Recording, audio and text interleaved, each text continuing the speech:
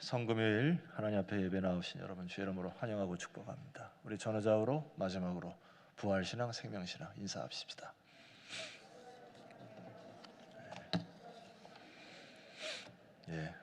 끝까지 고집스럽게 두 번 다 하시는 분이 계세요. 어쨌든 영적으로 욕심 있는 건 좋죠.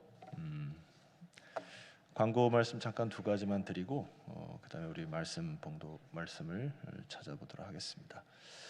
오늘 저녁에 이제 우크라이나 선교사님 오시게 되는데 코로나에 걸리셨다가 이제 격리 해제가 됐고 이제 사모님이 다시 걸리셔가지고 사모님은 못 오시고 선교사님하고 둘째 아들만 이렇게 오셔서 아마 선교 보고 대회를 할 것인데요. 여러분 기도해 주셔야 될 것은 러시아 연방 있잖아요. 근처에 있는 그 나라들 중에 우크라이나가 이 복음을 전할 수 있는 전초 기지와 같다고 합니다. 그래서 선교사님들이 그것을 통해서 많은 사역들을 해가지고 교회가 많이 이렇게 파괴되고 그래가지고 현실이 참 어려운 상황이 있는데 여러분 꼭 기도해 주시면 좋겠고 우리가 이제 고난 주간이라든지 이런 영적인 일들을 할 때 참 이제 생각의 차이인데 많은 사람들이 우리 교회를 다니면서 특별히 자녀를 둔 부모들이 이 자녀들 아침에 깨우는 것도 힘들고 또 교회에서 어떤 행사를 하면은 학교나 학원에서 공부하는 시간이 낭비될 것 같다는 착각들을 자꾸 하세요. 그런데 인생을 좀 살아보니까 아이들이 방향을 갖고 목적을 갖고 또 성령의 이 뜨거움을 갖고 어떤 일을 할 때 수많은 시간들을 세이브할 수 있다는 것이 느껴집니다. 그러니까 올해까지는 아마 이 코로나 바이러스 때문에 여러분들이 아마 자녀들과 또 교회 나오는 거 이것이 많이 좀 주저가 됐을 텐데 앞으로는 그렇게 하시면 안 될 것 같아요. 왜냐하면은 결과적으로 하나님 앞에서 하나님을 경외하는 자녀 또 여러분도 마찬가지고요. 하나님을 경외하는 순간 많은 잃어버린 시간들을 다시 되찾을 수 있으리라 생각이 됩니다. 그래서 제가 어제도 미디어 금식의 말씀을 드렸고 우리가 얼마나 많은 부분을 낭비하는지 몰라요.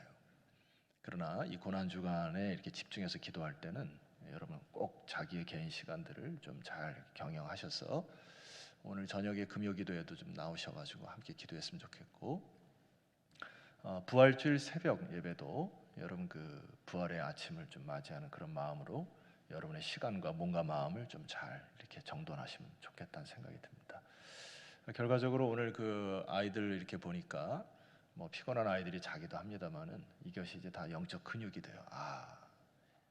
부활절 고난 주간 때는 나가서 기도해야 되는 거고 부모님과 함께 기도해야 되는 거고 그 아이들이 나중에 성장할 때 개인적인 어떤 어려움이 다가올 때 그래 하나님 앞에 나가서 기도하는 거야 이렇게 영적 근육들이 회복되어지는 놀라운 시간이라 생각이 되니까 주저하지 마시고 힘을 다해서 주를 알아가는 시간 되었으면 좋겠습니다. 자, 오늘 마지막 말씀은 마지막이라는 단어 뺄게요. 은혜의 말씀은 요한복음 19장 17절에서 30절까지 말씀인데요.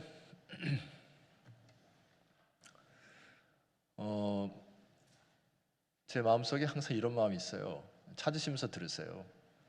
고난 주간을 이제 시작할 때 첫날, 둘째 날 이렇게 시작하면 저도 이제 몸이 굉장히 힘들고 피곤한데 요때쯤 오면은 한 2주 하면 어떨까 이런 마음이 들어요. 그래서 1주 가지고는 좀 이렇게 성령의 불을 함께 이렇게 지피기가 조금 부족하지 않나 이런 생각이 듭니다. 그러니까 여러분들이 지금 막 분위기가 이렇게 잡혀져 가는 듯한 느낌이 들죠. 그리고 저녁도 막 일찍 좀 주무시고 싶고 아침에 무슨 말씀을 하나 막 사모함이 있고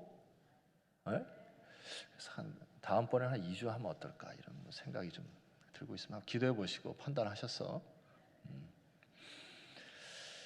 자, 부활 신앙을 회복하기 위해서 우리가 이제 무엇을 보는가가 이제 너무나 중요해요. 무엇을 보는가? 내가 어떤 것을 보느냐에 따라서 삶의 질이 달라지기도 하고 또 의미와 내용이 달라집니다. 예를 들어서 우리가 어떤 작품을 하나 볼 때에도 어떤 각도로 보느냐에 따라서 그 작품의 깊이가 달라져요. 사진 하나를 보시게 되면은 여러분이 너무나 잘 아시는 우리가 이제 청소년 시절에는 오뎅이라 이렇게 얘기를 했어요. 저기 프랑스의 회화 작가죠. 조각가 로댕의 작품 뭐지요? 예? 생각하는 사람이에요. 생각하는 사람으로 이제 우리가 다 알고 있고, 지금 저 로댕의 작품이 이 생각하는 사람, 뭘 생각하고 있는 걸까? 근데 제가 최근에 봤던 한예종의 양정무 교수가 있습니다. 그 양정무 교수가 이런 미술을 이제 설명하는 분이신데, 이분의 강의를 듣고 제가 많은 것들을 저 로댕의 작품을 달리 보기 시작했습니다. 그러니까 저 작품은 생각하는 사람의 개념보다는 무엇을 보고 있는가, 무엇을 보는 사람인가, 이것이 더 어울리다는 이야기예요.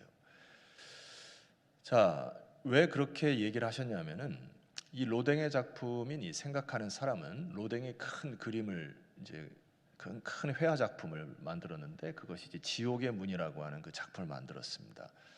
제가 이 대학교 1학년 때인가 단테의 신곡이라는 책을 읽었는데요.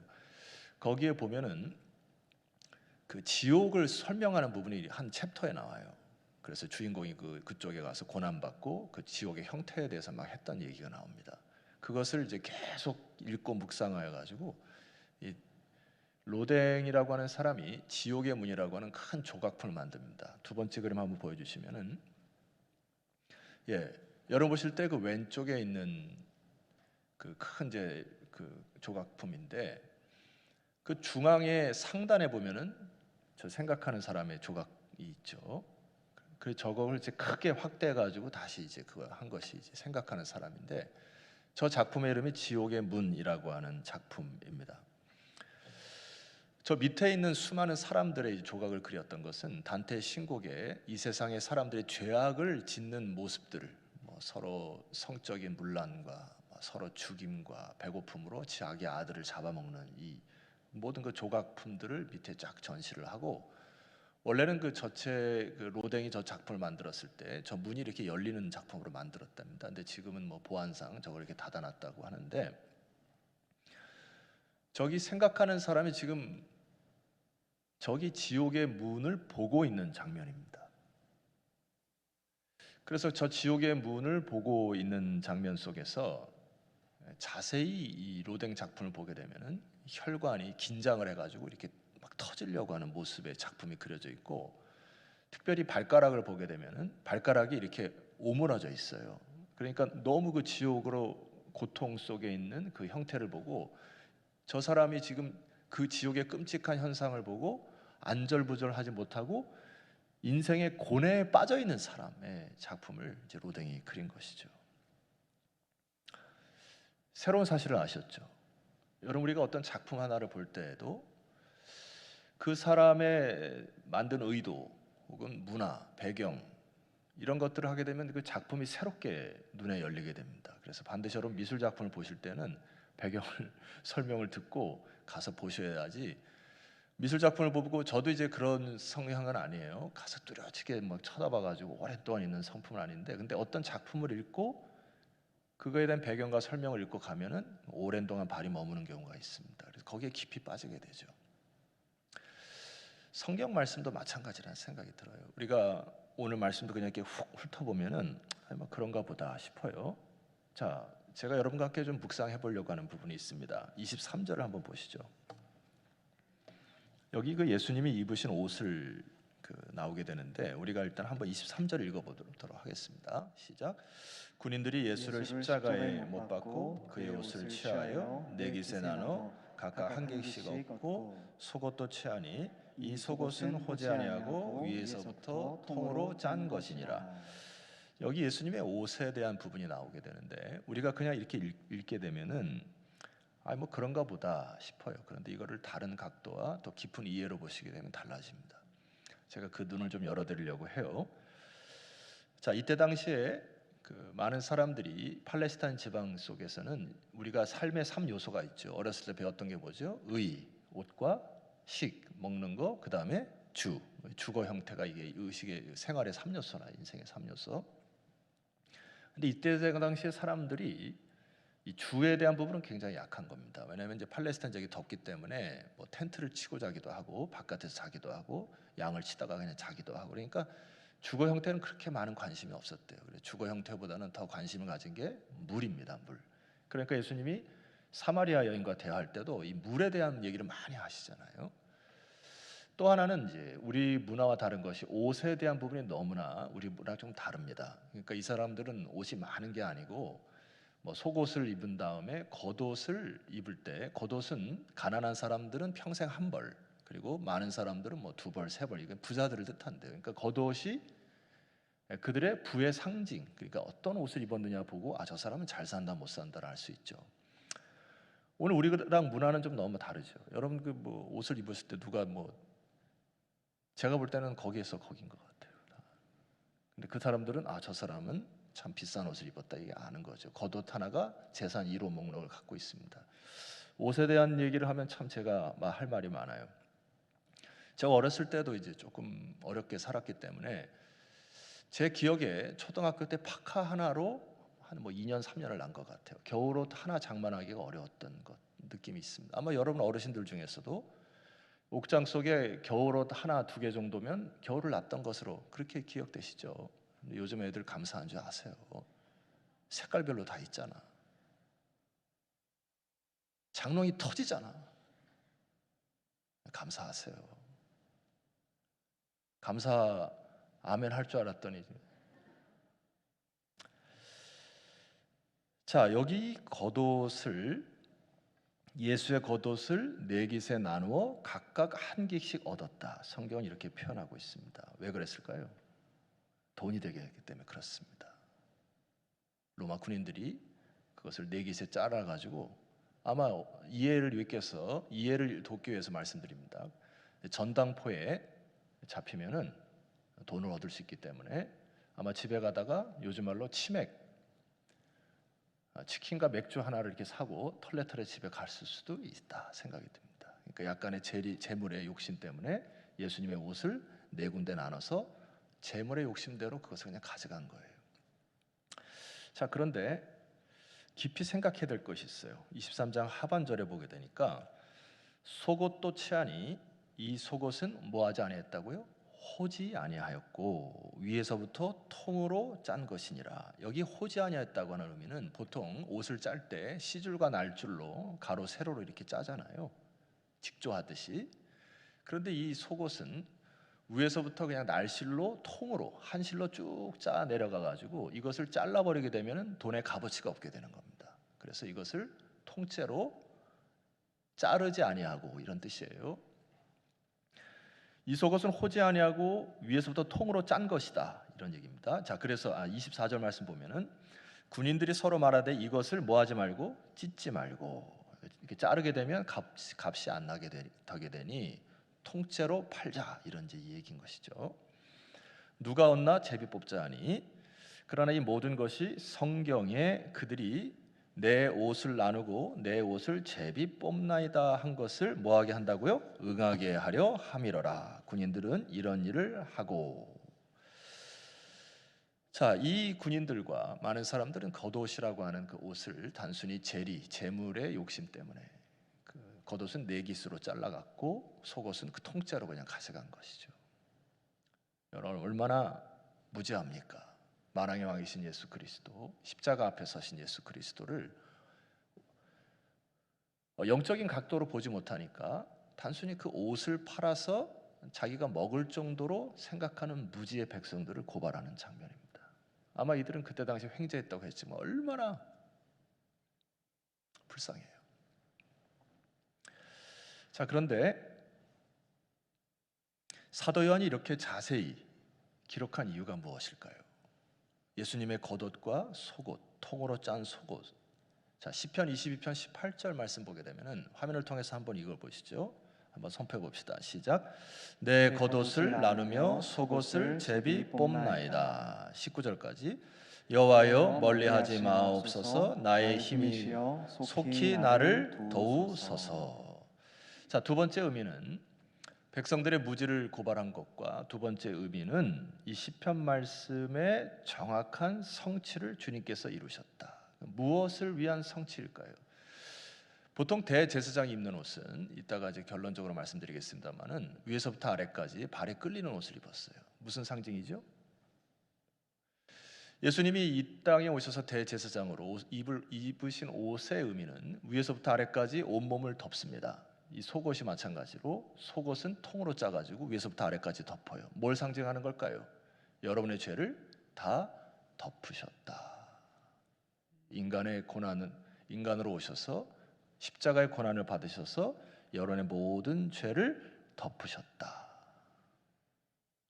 이게 속옷의 의미입니다. 그래서 속옷 색깔은 하얀 것을 입습니다. 대제사장이.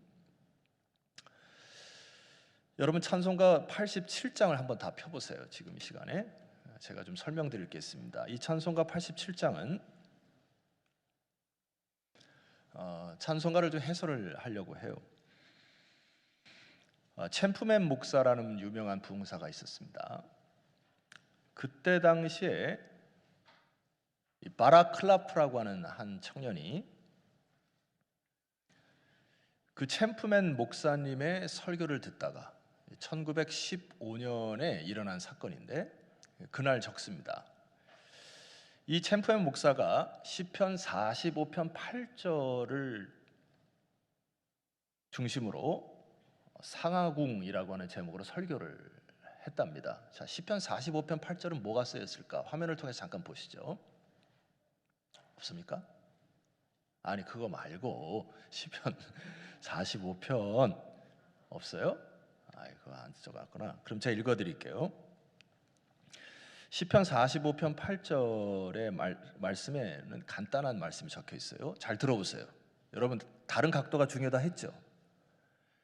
로댕의 작품 그냥 겉을 보고 생각하는구나, 인생은 고나, 이게 아니라 그 사람의 발을 봐야 되고. 질문 하나 할게요. 로댕의 작품에서 그 생각하는 사람 있잖아요. 옷을 입었을까 안 입었을까요? 안 입었습니다. 잘 보시네요. 성경도 여러분 깊은 그 관점을 가지고 보셔야 은혜가 됩니다.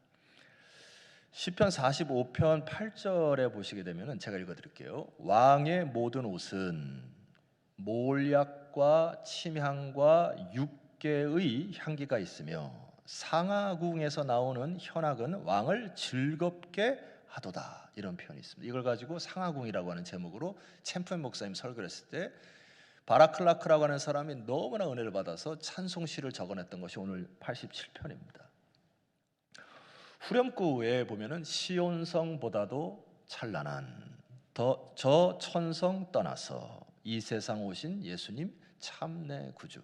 여기 이 시온성을 번안을 해가지고 상하궁을 시온성이라 번안을 한 겁니다. 우리 현대 그 찬송가 작사자들이. 이게 무슨 말씀이죠?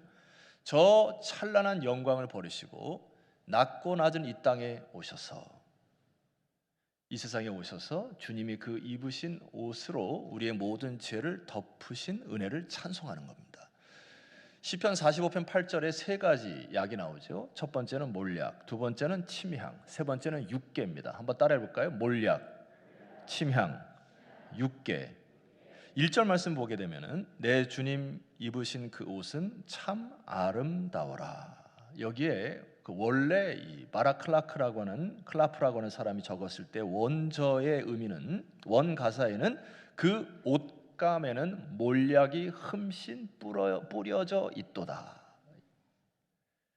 그리스도의 십자가에 지어서 부활의 영광스러운 아름다움을 노래한 것이죠. 이것을 내 주님 입으신 그 옷은 참 아름다워라. 그 향기 내 마음에 사무쳐. 그 향기 육개라고 하는 것은 계피과의 향이 아주 좋은 향기를 이야기합니다.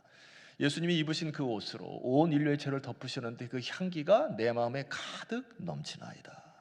2절 말씀 보시게 되면은 내 주님 쓰라린 고통을 다 견디셨도다. 이 부분은 원저에 의하면은 다 체험하셨다 이렇게 적혀 있는데 그 몸에, 그 옷에 알로에 방부제 향유를 발랐도다. 곧 십자가의 죽음을 예표하는 것이죠. 자, 우리 한번 이 찬양 불렀으면 좋겠어요. 주님이 오늘 십자가를 지시기 전에 속옷의 의미를 제가 말씀을 드렸습니다. 여러분의 모든 죄를 덮으시는 그 옷이 바라클라프라고 하는 이 사람이 주님이 저 시온성 떠나서 여러분의 죄를 구하려 오신 이 땅에 오신 예수 그리스도를 묵상하며 주님의 옷의 그 의미를 묵상한 그 찬양을 한번 3절까지만 한번 불러보겠습니다.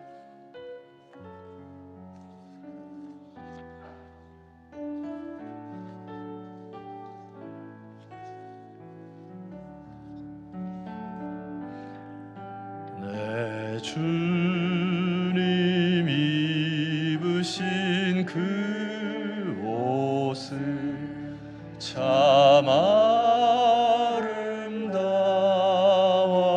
아름다워라. 그 향기 내 맘에 사무쳐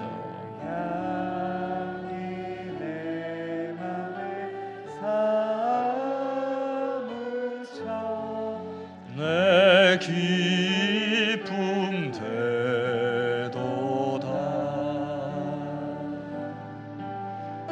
시온 성보다 더 찬란한 저 천성 떠나서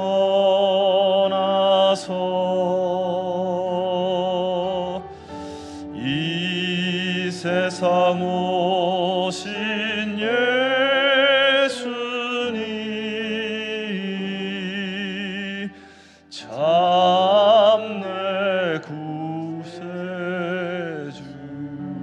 2절 찬양합시다. 내 주는 쓰라린 고통을 다 견디셨도다.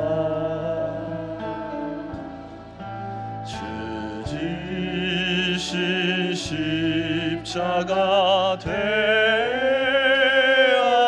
때 난 우리 3절 찬양 다시 한번 합시다. 내 주님 입으신 귀한 옷,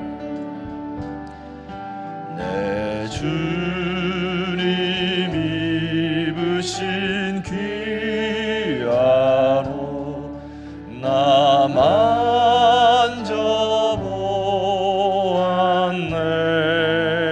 만져보았네.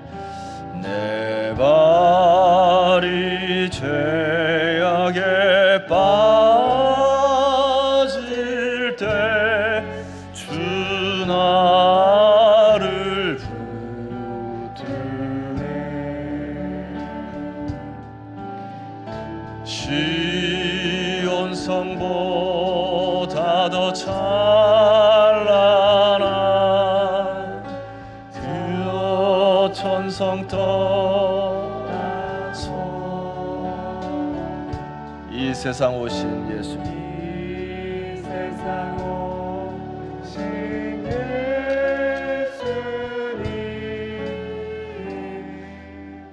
참 내 구세주.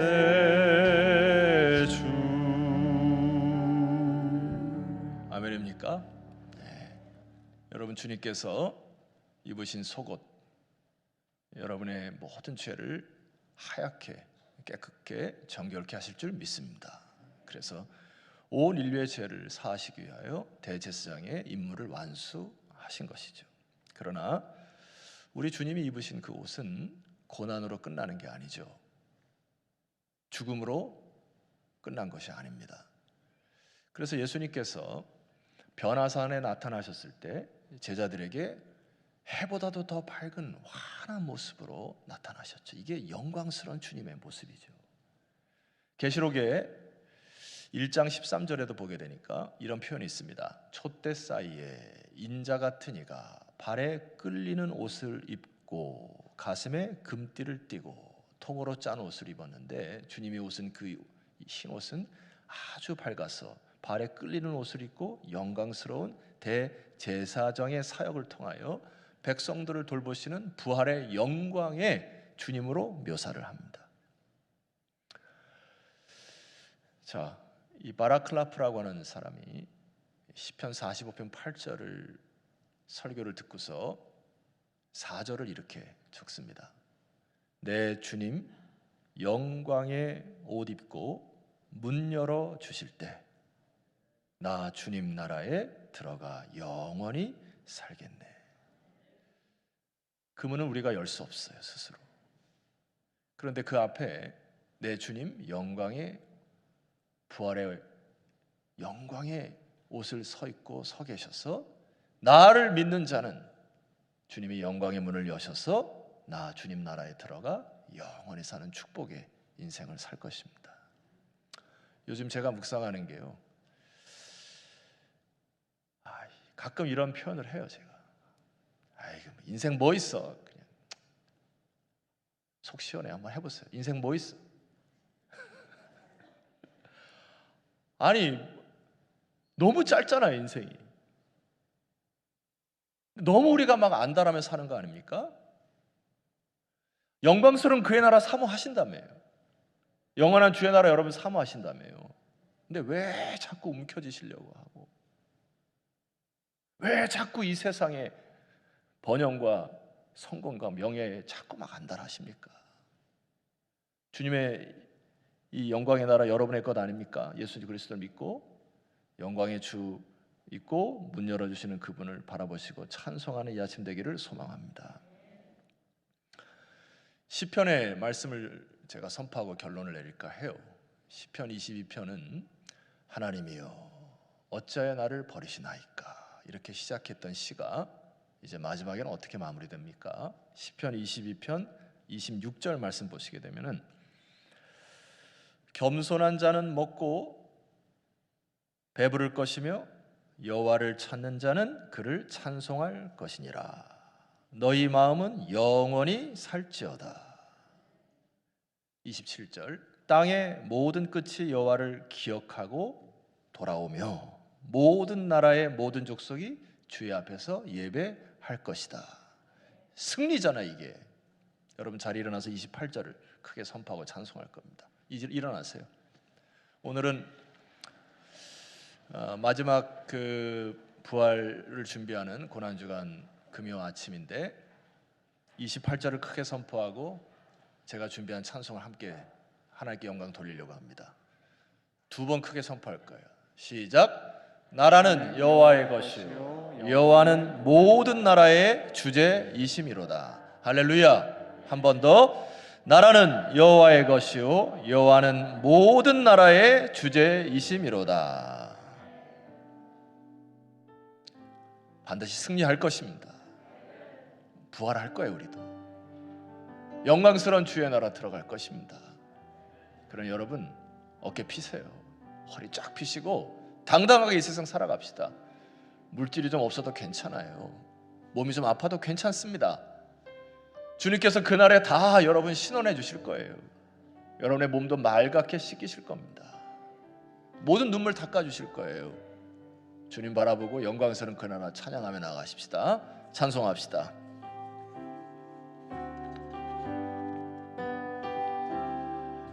내는 주의 영광을 보내 우리 가운데 계신 주님 그 빛난 영광 온 하늘 덮고 그 찬송 온 땅 가득해 전심으로 찬양합시다. 내는 주의 영광을 보내 찬송 가운데 서신 주님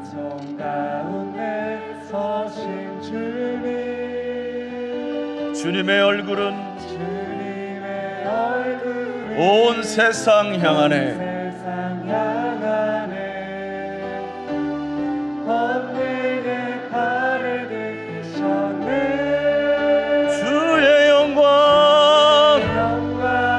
이곳에 가득해 선포합시다. 우린 선의 주님과 함께 찬양하며 우리는 전진하리 모든 열방 아버지, 우리를 새롭게 하옵소서. 하늘 아버지, 우리를 새롭게 하사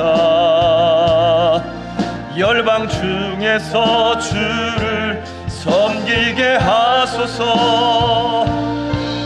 모든 나라 일어나 찬송 부르며 영광의 주님을 보게 하소서. 주의 나라, 주의 영광 이곳에 가득해. 우린 선에 주님과 함께 찬양하며 우리는 전진하리. 모든 열방 주 볼 때까지. 여러분, 우리 주님께서 여러분에게 재 대신 화관을 주시기를 원하십니다. 슬픔 대신 희락을 선포하시기를 원하십니다. 근심 대신 찬송의 옷을 입혀주시기를 소망하십니다. 우리로 여호와의 심으신 의의 나무가 되어 주께 영광 돌리게 하옵소서. 성도 여러분, 절망에서 일어나셔야지요. 근심에서 하나님이 입혀주신 찬송의 옷으로 이 시간 기쁨으로 슬픔을 기쁨으로 바꾸는 복된 아침 되기를 주의 이름으로 축원합니다. 우리 주여 한번 간절히 기도할 때, 주여 하나님의 영광스러운 그 나라 바라보며 하나님의 영과 동행하여 승리하는 인생 살아가게 하여 주시옵소서. 주여 한번 함께 부르시고 기도하며 나아갑니다. 주여,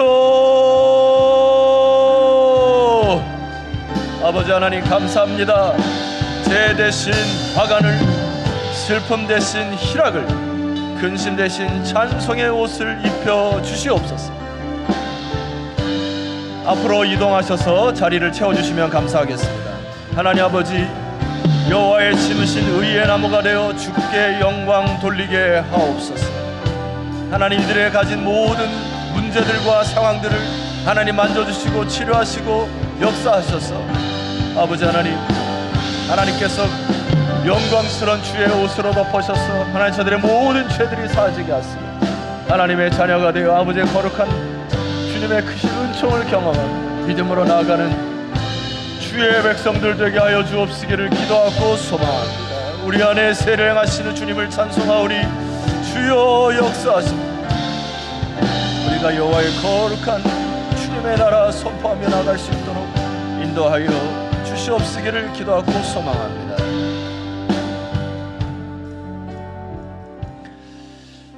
말씀 한번 마지막 선포하고 여러분 아멘으로 화답하신 이후에 고난주간 특별 새벽 기도를 마치려고 합니다.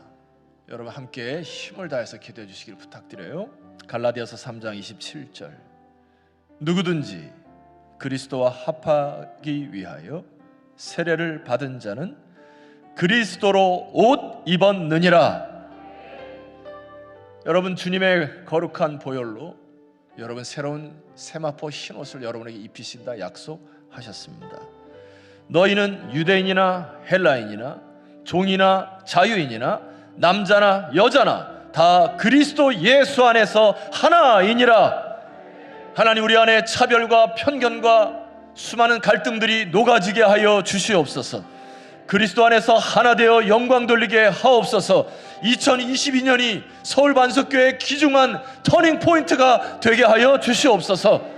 그동안에 우리가 하나님께 드렸던 많은 헌금들, 우리의 많은 마음들, 우리의 중심들이 모여 하나님 영광스러운 주의 나라가 새로운 부흥의 계절을 맞이하게 하여 주시옵소서. 먼저 앞선 자들의 회개가 일어나게 하여 주시고 다음 세대들이 구름대처럼 하나님의 성전에 모여 하나님을 찬송하는 영광스러운 한 해가 되게 하여 주시옵소서. 우리 주여 한번 간절히시고 주여 이 교회를 살려주셔서 광명시 일대에 하나님의 영광스러운 나라가 확장되어지는 교두보가 되게 하여 주시옵소서. 저 우크라이나의 땅을 축복하셔서 전쟁에 그치게 하여 주시옵소서. 우리 주여 한번 부르시고 간절히 기도하신 후에 개인 기도로 나가도록 하겠습니다. 주여, 하나님 아버지, 하나님 아버지, 우리가 세례를 통하여 그리스도와 함께 연합하여 아름다운 주의 옷을 입었사오니 영광스러운 주의 옷, 거룩한 주의 옷을 입은 자들로 하나님의 자녀로 이 세상을 다스리며 하나님의 자녀로 기쁨을 회복하고 희락을 회복시켜 주시고, 하나님 저들 마음속에 어둠이 떠나가게 하시고 절망의 늪에서 허덕이는 자들을 구해내어 주시고 하나님의 거룩한 영이 임하여 주셔서 아버지의 거룩한 영광을 사모하며 이 시간 치료의 강산을 바라여 주시옵고, 다시 한번 하나님의 거룩한 주의 나라 바라보며 나아가는 믿음의 백성들 다 되게 하여 주시옵소서.